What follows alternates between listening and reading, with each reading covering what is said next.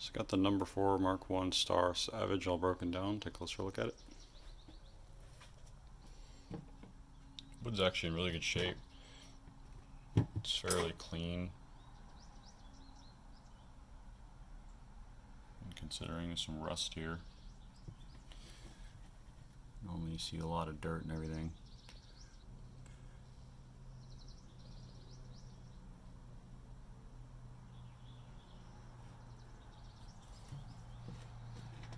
Just that dent right here, and then there's another one on this side.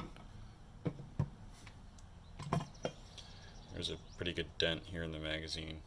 I do have an extra number 4 magazine, so I might just swap it out with that.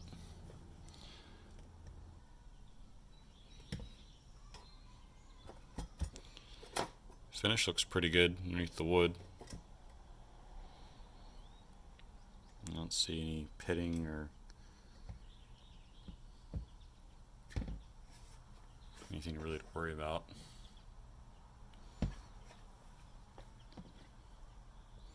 Trigger guard, it's good. Firing pin is straight. A lot of times these can be bent, and the spring was good. Firing pin did take a little bit of effort to get out. It's pretty stuck. And the buttstock's pretty sound. I had to take the butt plate off to get the stock bolt out. Overall looks pretty good. So I'll start cleaning this one, and I'll do a video of it once it's all cleaned up. Just got a question from a viewer on how to do the wood cleaning on some of these Milsurp rifles that I get from Royal Tiger Imports. So the first thing is a lot of these are pretty dirty. There's a lot of dirt in here. So the first thing I do is I get just a brush, and I'll brush out the inside of the wood here and the stock, and just get all that dirt and sometimes bugs and stuff out of there before you start actually cleaning the wood. And now that we got all the loose dirt and everything off of it, you can see it definitely looks a lot better than before. You can actually start seeing the wood underneath all that dirt. So I do is I just get, you can use a paper towel or rag and just basically wipe into the wood. And you can see just using circular patterns with the grain, you can see it really starts getting all the dirt and grime off of the stock. And I just use boiled linseed oil. There's a lot of other type of oils you can use, but this is just one I prefer since it was the one that they used originally. And you can see that it's already looking a lot better compared to what it looked like before. It's just a huge difference in the wood. And you want to do that on the outside of the stock and the inside of the stock. Really clean it out really well. So that boiled linseed oil. For any metal parts that are in the stock, you'll want to clean those off with some oil. You should use gun oil for that basically, and just use some really fine steel wool. The 40 is probably the best for this type of stuff, and it'll help you get the rust and everything or dirt and stuff off of them. So the Savage is broken down, cleaned up. Take a closer look at the parts. Receiver and the barrel look pretty good. All the areas that were underneath the wood line have really nice finish left on it. There's a bit of pitting up here in the front sight.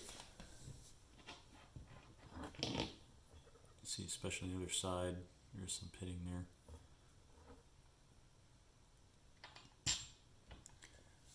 The top hand guards are pretty dark, so it'll probably take a bit cleaning them with some boiled linseed oil. Get those cleaned up.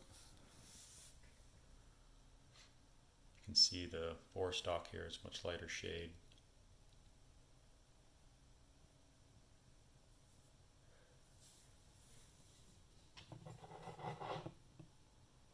See, there is some pitting on the other side of the forestock.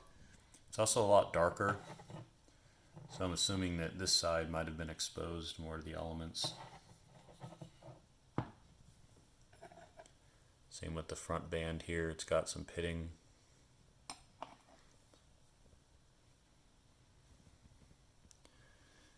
Bolt looks good. The only issue I found was with the spring here.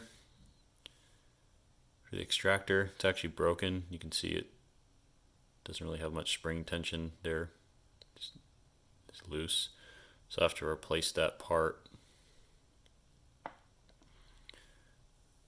Other than that, looks pretty good. You can see that it was stamped RFI for when it went through factory repair in India. See, the stock bolt's pretty good.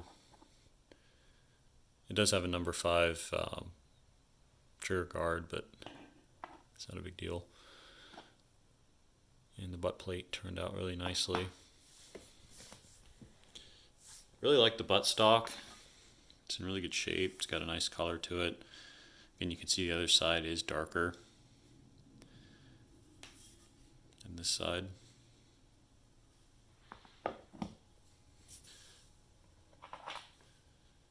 Magazine springs in really good shape. Magazine looks serviceable. I mean, it does have a dent here. I have to see if that does anything, but I could probably just keep using the same magazine, but I do have a spare if I need to use one. I ended up getting a number 4 magazine with one of my number 1s, so I have a spare. I have some of the other smaller parts just in a bin, but you know, the butt plate screws are pretty good. Same with the cocking piece.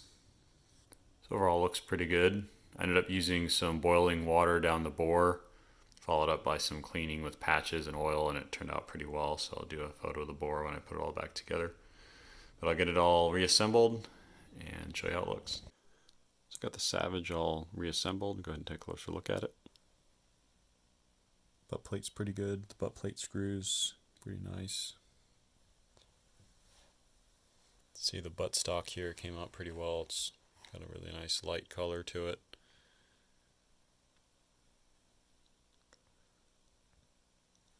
Magazine's pretty worn, but that's probably from the wire wheel. You can see on the top of the receiver there's some wear there too.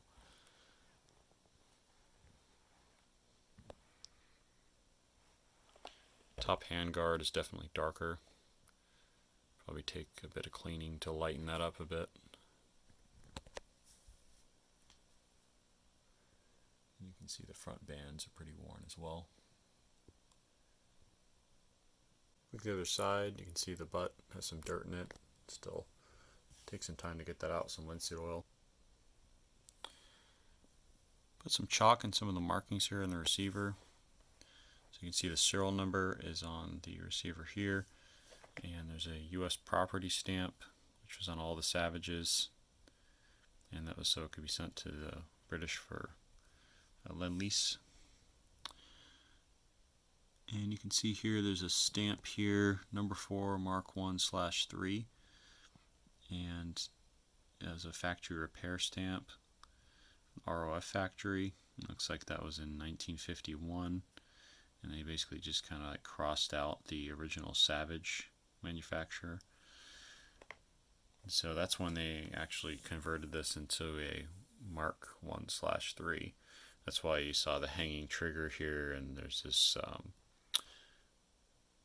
basically a different setup from what you'd normally see with the Mark 1s.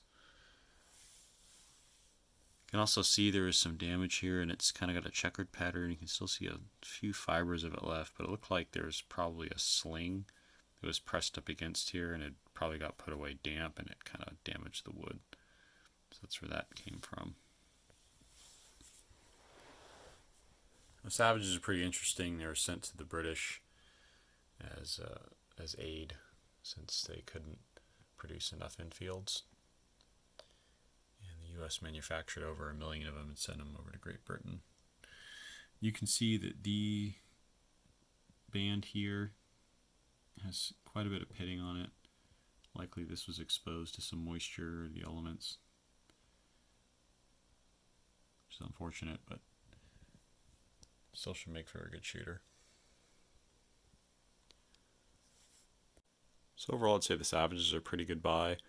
Definitely worth what they're charging for them.